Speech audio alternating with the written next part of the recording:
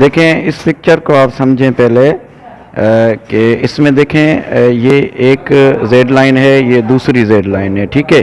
और इन Z line के साथ अटैच हैं ये एक्टिन जो है एक्टिन फिलामेंट हैं, ठीक है, जो कि थिन होते हैं। इस तरफ भी अटैच हैं, इस तरफ भी अटैच हैं। बीच में जो ये रेड वाले हैं ये मायोसिन है, ठीक है।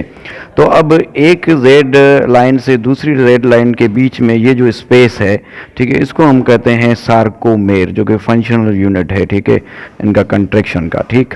और एक ये लाइन मैंने निकाली है, ये यहाँ से लेके यहाँ तक ये है टोटल लेंथ किसकी, इस मायोसिन फाइबर की। इस टोटल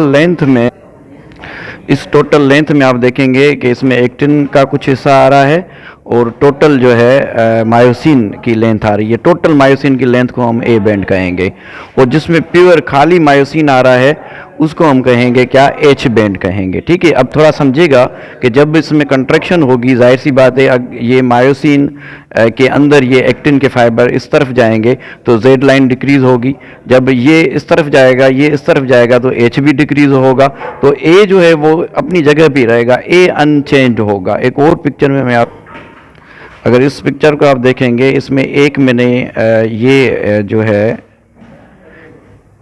ये वाला एक जो ब्लैक कलर का है, ये मैंने मायोसिन रखा है, एक ही फिलामेंट, और ये एक ही जेड लाइन है, और इसके साथ ये एक ही एक्टिन जो है फिलामेंट अटैच है। और ये वाला एरिया जो है इसको हम एच बैंड कर रहे हैं, और ये जो टोटल लेंथ है इसको हम ए बैंड कर रहे हैं, ठीक है। अब देखें ये जो मायोसिन है इसमें एक हेड लाइक स्ट्रक्चर है, और एक्टिन के फाइबर अभी एक्टिव नहीं है।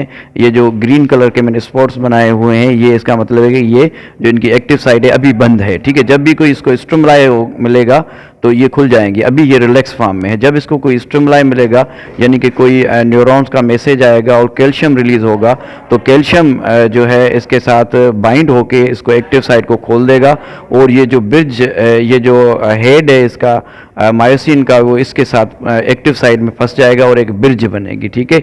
तो इससे जो है रिमूव क्या होगा, इससे जो है रिमूव होगा क्या, ट्रोपोमायोसिन इससे रिमूव हो जाएगा, ठीक है। तो सेकेंड स्टेप में क्या होगा कि ये जो हेड लाइक स्ट्रक्चर है इसमें एक पावर स्ट्रोक इस तरफ लगेगा।